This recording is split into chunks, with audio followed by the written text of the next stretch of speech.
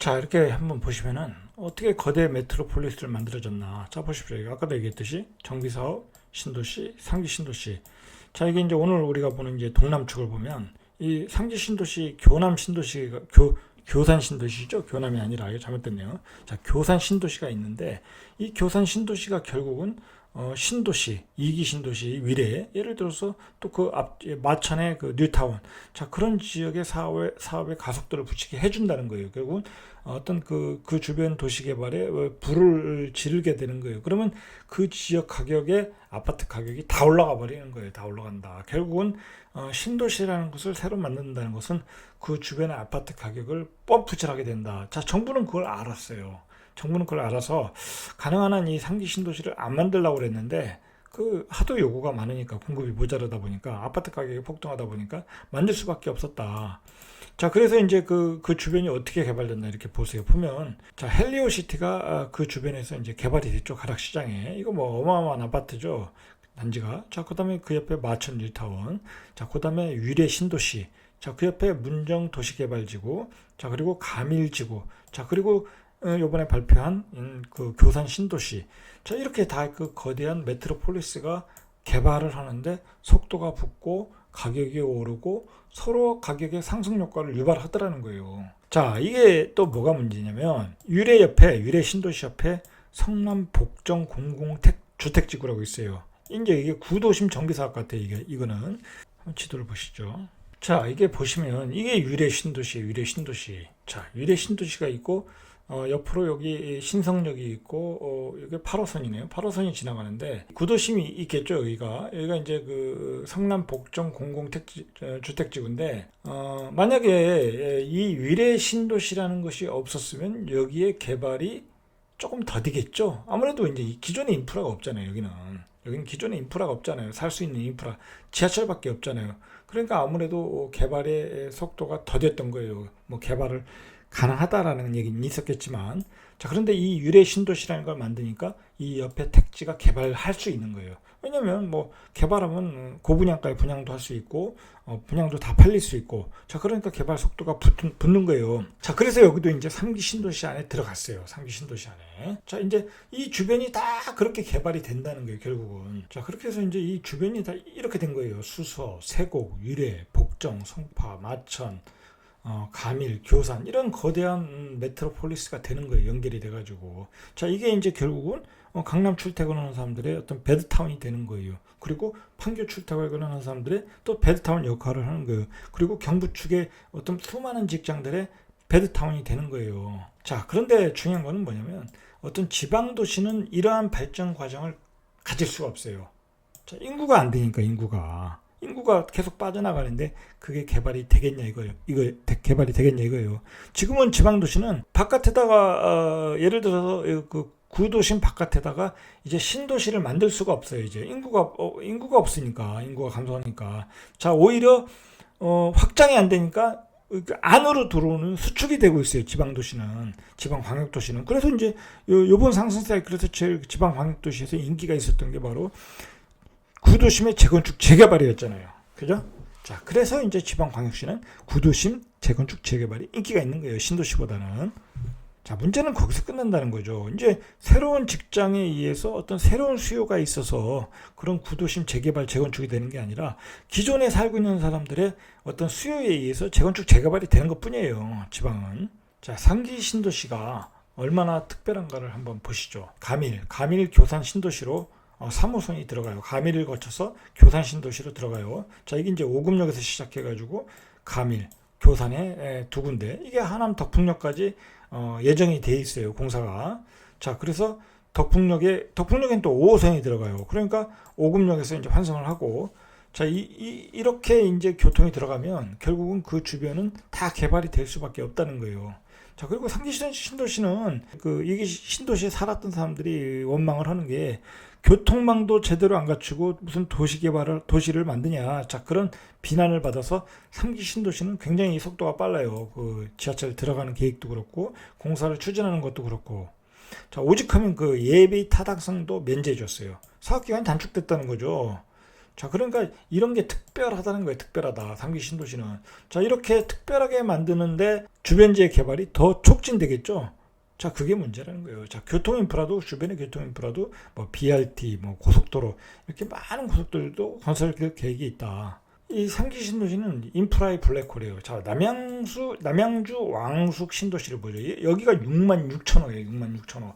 6만 6천 호면 한 18만에서 20만 명이 사는 거예요. 18만에서 20만이면 웬만한 지방의 소도시에 소도시. 자, 그런 도시를 수도권에 또 만드는 거예요. 자, 근데 자, 이것만 만드냐? 이렇게 많은 사람이 살면 교통이 또 돼야 되잖아요. 자, 그러면 GTX-B가 들어간다고 그래요. 자, GTX-B는 수도권 확장성의 끝판왕이에요. 끝판왕. 자, 그리고 8호선, 9호선 들어가요. 그리고 중앙선의 역사도 생겨요.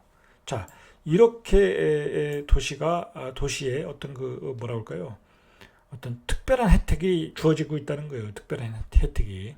자, 과천도 7,100호가 들어간다고 그래요. 자, 그러면 위례 과천선이 연장되고, 자, 과천도 GTX-C가 들어가잖아요. 그리고 정부 과천 청사 여기 또 연결이 되고, 자, 창릉 신도시도 여기가 한 2만 몇천 가구죠? 한 3만 가구인가요? 여기도 꽤 많이 들어가요. 자, 근데 여기도 6호선 세전역에서 또 고양 지하철까지 또 연장이 돼요. 그러니까 신도시를 만들면 이렇게 지하철 노선이 연장이 된다.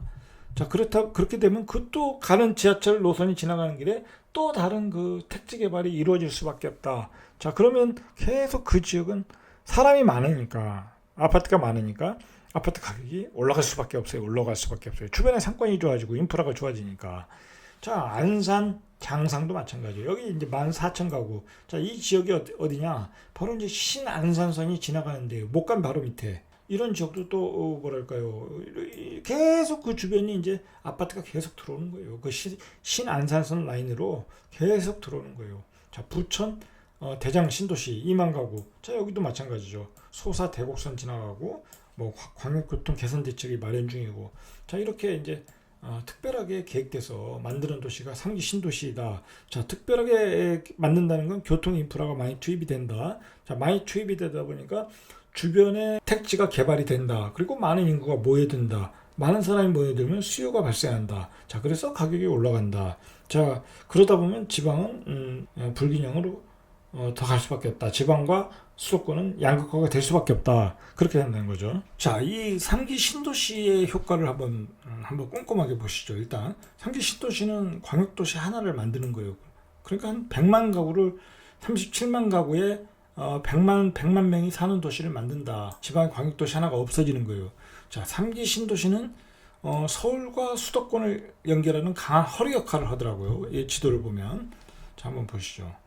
자, 3기 신도시의 특징이 뭐냐면 2기 신도시보다 입지가 좋아요. 자, 2기 신도시보다 입지도 좋은데 교통망도 좋아요.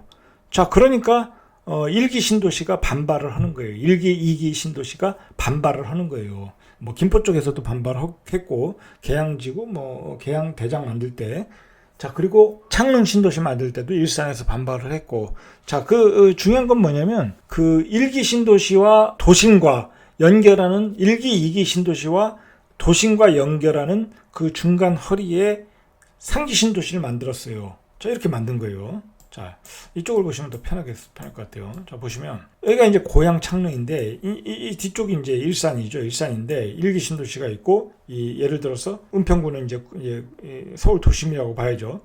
자, 그런 도심의 연결축의 연결 허리에 강한 허리에 신도시를 만든 거예요. 입지도 좋은 데다가 거기다가 이렇게 지하철을 다 연장을 하겠다는 거예요. 그러니까 허리 역할을 하면서 교통 인프라를 깔아주는 역할을 하게 된 거죠. 그러니까 어떻게 보면 1기 신도시에도 어떤 긍정적인 효과를 주었어요. 교통의 인프라를 연결해 주니까. 물론 이제 단기적으로는 가격이 1기 신도시가 이제 뭐 전세 가격이라든지 매매 가격이 좀 하락이 있어도 장기적으로는 이제 좋다는 거죠. 장기적으로는. 자, 이렇게 함으로써 서울 수도권과 도심을 더 강하게 만들었다. 2기 신도시는, 3기 신도시는 서울 도심과 수도권의 연결 역할을 하면서 서울 수도권 전체를 강하게 만들어낸 역할을 했다는 거예요. 3기 신도시는 그 교통 인프라를 강하게 빠르게 건설하는 그 촉진제 역할을 했다는 거죠. 그리고 인구 밀도를 더 촘촘하게 만들어, 인구 밀도가 더 높아지면서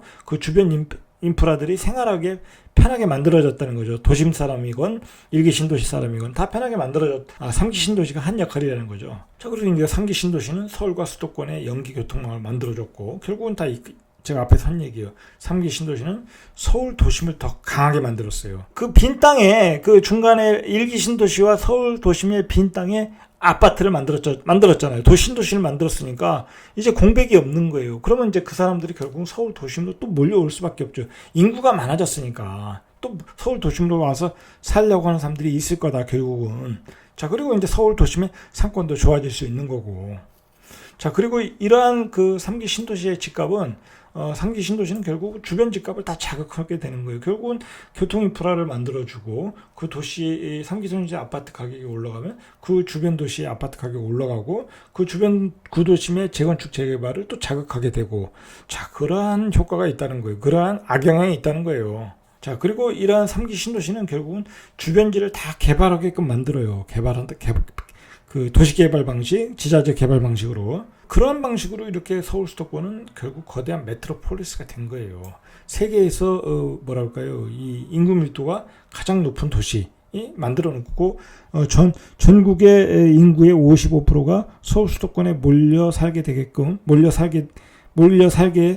되는 현상을 만든 거예요. 이게 이제 바람직한 현상은 아니라는 거죠. 문제는 바람직한 현상은 아니다.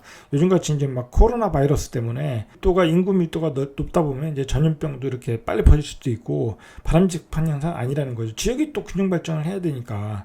지방에 있는 젊은이들이 다 서울로 올라와서 산다고 하면 결국은 나중에는 나이 드신 분밖에 지방에 안 살게 되잖아요. 결국은. 그러면 지방을 황폐해야 될 수밖에 없다는 거예요. 자, 이 3기 신도시 효과를 보면 이 신도시는 결국은 주변에 그 젊은 층들이 거주하게 되겠죠.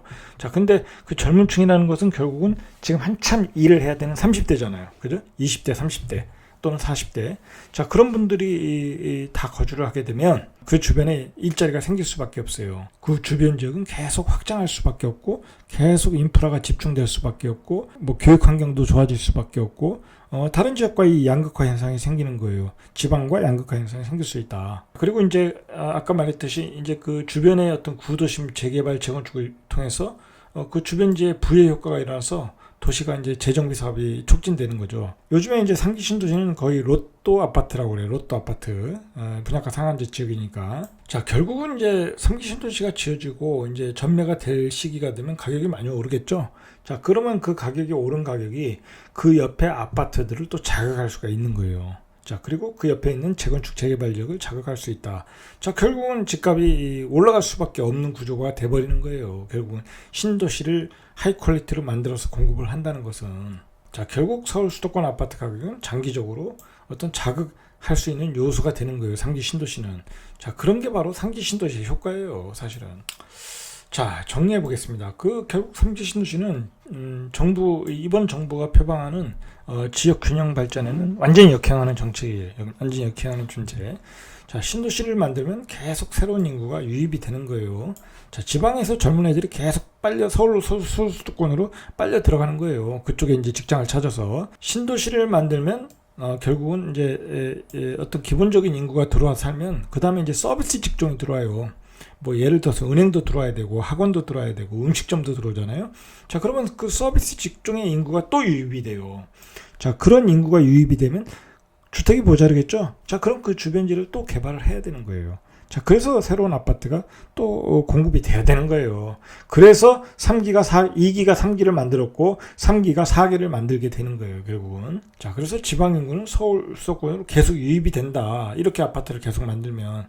그리고 이제 일자리까지 그 주변에 분명히 만들어질 것이다. 뭐 만들어질 수밖에 없죠. 좋은 인재들은 그걸로 다 들어갔는데.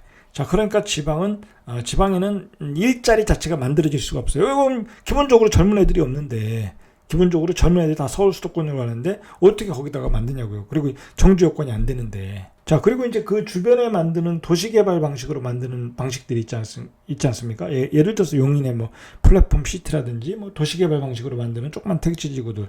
자, 그것은 정부가 컨트롤이 안 돼요. 정부가 야 거기다 짓지 말아라. 자, 그렇게 할 수가 없다라는 거예요. 실질적으로. 안 된다는 거예요, 그게. 자, 그러니까 계속 공급이 되는 거예요. 신도시 하나 만들면 그 주변 택지는 계속 개발이 되는 거예요. 자, 이제 3기 신도시를 만들면 이제 4기 신도시가 만들어질 수 있다는 거예요, 앞으로. 근데 우리가 왜 이런 문제를 언론에서도 다루지 않고, 그리고 뭐 오피니언 리더들도 다루지 않고, 소위 이제 부동산 전문가라는 사람들도 이런 문제를 거의 다루지 않아요. 심각하게 다루지 않는다는 거예요. 오히려 그 지방 분권, 뭐 세종 행정수도 얘기가 나오면 신문에서 까기 바빠요. 뭐 정부가 행정수도 옮긴다니까 세종이 집값만 오른대더라 이렇게 까기가 바빠요. 근데 생각을 해보세요. 세종이 집값이 올라도 뭐랄까 여기에 최고 가격에 있는 아파트를 팔아도 서울에 지금 역세권을 사지도 못해요.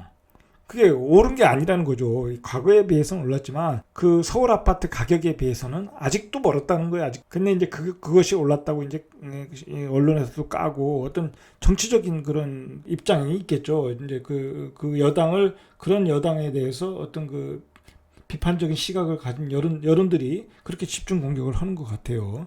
자, 그런데 누구도 좋은 소리를 안 한다는 거예요. 누구도 좋은 소리. 서울의 집값은 이러한 신도시를 만들어서 계속적으로 가격이 올라가고 있는데 부의 효과로 신도시를 만들면 그 옆에 구도심 재개발하고 그러면 또 올라가고 그 옆에 또 도시개발하고 그러면 또 그 다음에 인프라가 들어서 또 올라가고 그런 것으로 계속 올라가는데 그런 순환을 통해서 계속 올라가고 있는데 그런 거에 대해서는 비난이 없고 오히려 이제 계속 공급을 해야 된다 이제 그런 논리로 가는 거잖아요. 자, 그런 논리로 가는 것들이 결국은 이 모든 그 정치 경제 권력이 서울 수도권에 있어서 그러는 거예요. 자, 그리고 부동산 전문가들이라는 사람들도 대부분의 전문가들이 서울 수도권에 있잖아요. 자, 그래서 그런 사람들은 가지는 개편이라고 결국은 서울 수도권에 대해서 그런 공급을 주장할 수밖에 없고 자신들도 또 부동산 많이 가졌잖아요. 그러니까 서울 수도권에 대해서 집중적인 공급을 주장할 수밖에 없는 거예요. 국토 균형 발전이라는 건 그 사람들 머릿속에 있지도 않은 거예요. 자, 그리고 뭐 지방에 있는 전문가들이라는 사람들도 투자에 바쁘지 이러한 국가의 어떤 그 먼 미래를 보고 얘기하는 사람이 별로 없더라는 거예요. 그 사람들 투자하러 다니기 바쁘지 투자 강의하러 다니기 바쁘지 어떤 국가의 먼 미래를 봐서 국토 균형 발전에 대해서는 전혀 관심이 없더라는 거예요. 자, 중요한 거는 뭐냐면 핵심 코어는 3기 신도시의 공급량이 아니에요. 제가 보기에는 3기 신도시의 아파트를 줘서 아파트 가격이 잡힌다? 안 잡히는 거예요. 그거는 안 잡히는 거예요. 오히려 주변지의 개발을 유도해서 그 3기 신도시 가격이 올라가고 3기 신도시 가격이 올라가면 그 옆에 구도심의 아파트 가격이 재건축 재개발을 통해서 또 올라가고 그런 순환으로 가는 거예요. 실질적으로 어떤 그 서울 수도권의 아파트 가격을 잡으려면 바로 이제 지역 균형 발전을 해야 되는 거예요. 지역 균형 발전을 통해서 기업들이 이 지방으로 내려가고 정치와 권력이 분산이 되고 자, 그런 걸 원초적으로 해야지 잡히는 거예요. 정부가 이런 얘기를 하잖아요. 이번 부동산 상승은 우리한테 문제가 있던 게 아니라 전 정권에 문제가 있었다. 자, 그것도 제가 항상 얘기하지만 반은 맞고 반은 틀리다. 자, 이런 신도시 정책, 애초에 기한했던 신도시 정책은 옛날 정권에서 했잖아요. 그러니까 정부도 핑계를 댈 수가 있죠, 충분히. 자, 그런데 이제 정부 입장에서 실수한 거는 시장에 매물이 못 나오게 만들었다는 거잖아요. 자, 그런 점에서는 분명히 정부도 실수를 한 거죠. 그런데 중요한 거는 뭐냐면 이러한 그 국토 균형 발전이 없어가지고는 지방으로 기업들이 내려가고 정치 권력이 내려가고 행정수도가 완성이 되고 공공기관이 지방으로 다 뿌려지고 뭐 대학도 내려가고 뭐 그런 얘기도 있었잖아요. KBS도 내려가야 된다 뭐 그런 얘기도 있었고 자, 그런 게 안 되면은 절대로 서울 수도권의 집값은 잡을 수가 없어요. 제가 보기에는 3기 신도시는 오히려 수도권의 집값에 불을 지른 거예요. 제가 보기엔. 왜냐면 제가 지금까지 다 설명했잖아요. 주변지가 다 개발이 될 거니까. 그리고 주변지에 개발이 되다 보면 자꾸 인프라를 요구할 수밖에 없어요. 교통 인프라를 요구할 수밖에 없어요. 교통 여건이 좋아지고 상권이 좋아지고 교육 여건이 좋아지고 주변에 일자리들이 계속 창출될 것이고 그 일자리들이 또 어떤 일자리들 지금 4차 혁명 산업시대잖아요. 좋은 일자리들이 그곳에 생길 거예요. 자, 그러니까 안 된다는 거예요. 안 된다. 지역 균형 발전을 계속적으로 추진하지 않는 한 절대로 서울 수도권은 잡을 수가 없다는 거예요. 근데 정부의 지금 포지션을 보면 전혀 그렇지 않아요. 정부는 그냥 표 따라가는 거예요. 서울 수도권의 표가 크잖아요. 그러니까 서울 수도권에 계속 지금 투자하고 집중적으로 하고, 뭐 서울에 있는 상지 신도시 아파트를 받으면 로또가 떨어지고 그러는데, 로또가 떨어진다고 하는데, 지방에 있는 아파트 뭐 로또는 아니잖아요. 거긴 로또는 아니잖아요. 그죠? 로또는 아니잖아요. 그렇다는 거예요. 그렇다는 거. 지금 우리는 지방에 있는 아파트와 그리고 서울 수도권에 있는 아파트는 이렇게 차별화되고 있어요. 양극화가 되고 있다는 거예요. 양극화. 그 양극화에 대해서 인식을 해야 되고 우리가 요구를 해야 되는 거예요. 우리라기보다는 이렇게 지방에 사시는 분들은 요구를 해야 되는 거예요. 왜 서울 수도권에 모든 게 집중이 되냐, 요구를 해야 되고, 기업도 내려보내라, 그리고 공공기관도 빨리 이전해라, 그리고 행정수도도 완성해라. 자, 이런 걸 주장을 해야 된다는 거예요. 결국은 이렇게 가다가는 3기 신도시는 결국 4기 신도시를 만들어낼 거예요. 분명히 만들어낼 수밖에 없어요. 이 구조로 보면 이제 정부가, 이제 예를 들어서 이 지금의 정부가 다음에 정권도 또 잡았다, 예를 들어서 또 잡을 수도 있잖아요. 자, 그럼 다음 정부에서 집값이 상승했다. 자, 그러면 이건 이번 정부의 책임이 되는 거예요. 상기 신도시를 만든 정부니까 그건 책임을 져야 되는 거예요. 그러니까 지금 정부가 그걸 대비해야 돼요. 만약에 다음 정부에서도 또 집값이 올라간다. 자, 그러면 이번 정부는 이제 거기서 이제 정권을 연장하기가 힘들겠죠. 지금 분위기로 봐서는. 자, 그러니까 지금 정부는 이런 지역 균형 발전을 어떻게든 해결을 해서 원초적으로 대한민국이 앓고 있는 지역 균형 불균형에 대해서 어떤 그 병을 고쳐야 돼요. 고쳐야 된다요. 제가 하고 싶은 얘기는 이 얘기였습니다. 조금 더 추가로 얘기하면, 하고 싶은 얘기가 뭐냐면, 요즘 그 30대들이 그 영끌을 해서 막 서울 도심에 구닥다리 아파트 사고 있잖아요. 그 뭐 6억에서 8억, 아니 한 5억에서 7억 되고 7억에서 뭐 8억 되고 막 그 많이 오른 가격을 산다 이거예요. 제가 보기엔 그거는 그 비효율적이에요. 비효율적. 가격도 많이 올랐고, 차라리 이렇게 3기 신도시가 좋잖아요. 근데 3기 신도시는 거의 특별 분양이 85%예요. 임대 아파트까지 포함해서. 그러니까 실제로 점수가 낮으면 받을 수가 없어요. 제가 보기에. 자, 그러면 그 3기 신도시의 그 택지 개발이 돼서 이미 그 신축들이 있겠죠. 자, 그런 아파트를 대신 사면 되겠죠. 그래도 그런 아파트들은 덜 올랐어요. 제가 보니까. 그리고 그런 아파트들은 차후에 계속 좋아질 수밖에 없잖아요. 자, 그런 아파트를 대신해서 사면 될 것 같아요. 제가 생각하기에 현실적으로 그 무주택자들에게는, 자, 이제 그런 아파트들, 서울 수도권의 그 어떤 교통 인프라가 좋아지고 그 신축급 아파트들, 지금 막 입주할 아파트들, 자, 그런 아파트들이 지금으로 봐서는 청약 가점이 안 되고 그리고 서울의 구닥다리 아파트는 사기에는 좀 비싸 보이고, 자, 그러면 그게 또 대안이 될 수 있어요. 자, 이런 시각을 가지고 서울 수도를 보시고 3기 신도시를 보시고, 그리고 앞으로 계속해서 다른 권역 있죠. 동부권, 서부권, 서남권 그쪽 지역도 하나하나 한번 체크해 보겠습니다. 자, 이상 절대값TV의 명품 PD 한 PD였습니다.